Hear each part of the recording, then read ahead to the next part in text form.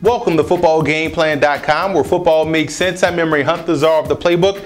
Bring you our NFL Week 7 preview between the Chicago Bears and the Detroit Lions. Now let's look at some keys to victory for both teams, starting with the Lions. When you look at the Lions in this ball game, you instantly want to find out where can they apply pressure. Obviously, you have to look at Kyle Van Bosch going against Webb on the left side. So that's one thing that the Lions have to make sure they get done this week. And also, you look at the secondary, matching up versus the Bears wide receivers. If they can do that, Jay Cutler will give you an opportunity to catch interceptions. You just have to capitalize. So look at guys like Louis Delmas, Chris Houston, Bill Bentley. These guys will have to have big days versus Chicago. But let's go inside the lab to look at the offense to see how the Lions can keep Stafford on the move.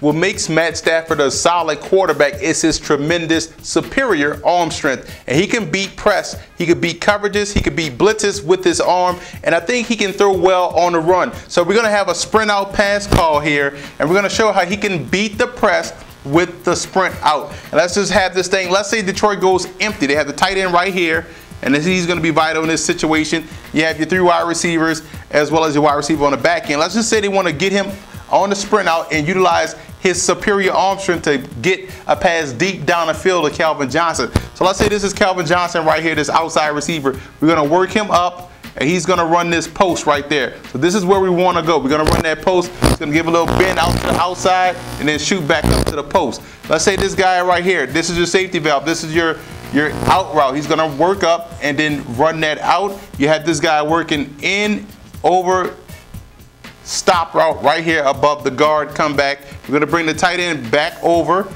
and we're going to bring this guy splitting the free safety and corner, putting pressure on that free safety. And we're sprinting out Matt Stafford because we know he can throw well on the run. And so this will be, you're reading this guy right here. This is your read, the right cornerback. And this is your first window you want to throw to. If that is gone, this is your next read. If that is gone, remember you have the tight end coming over, and these are just clear out routes to help you out. But you see right there, as he sprints out, only Matt Stafford and maybe Jay Cutler can make this throw while going this way, throwing back across their body accurately with some velocity. And this is your safety valve right here. Usually that'll be Nate Burleson. You have your tight end, whether it be Scheffler or Pettigrew, coming over right above the linebackers, but right underneath the safeties. So it's all on the right cornerback. It's all on Stafford to read the coverage and then make the right throw to get Detroit those big plays in the passing game that they covered.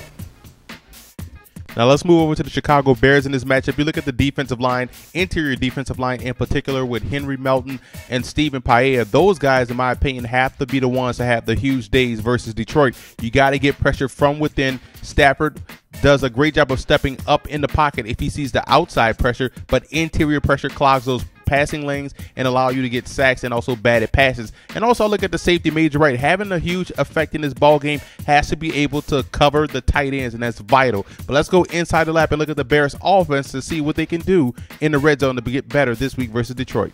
In order to beat the Detroit Lions, the Chicago Bears will have to convert those red zone opportunities into touchdowns and not field goals. And we're going to have this play drawn up here, how they can take advantage of Jay Cutler's athleticism in the red zone so that way they can come away with 7 instead of 3. Let's say they want to get him on the move, and I think this guy can do a great job on the move. He's very athletic. So let's say we're going to roll Jay Cutler out here. Now you have the fullback going up, pressing this hole, blocking, also the tailback blocking as well, giving them 2 blockers front side. And now we have the inside receiver. He's going to run the deepest route. He's going to run into the end zone and run that out route toward the corner of the end zone. Gives Jay Cutler that tight window right here he can fit that ball into.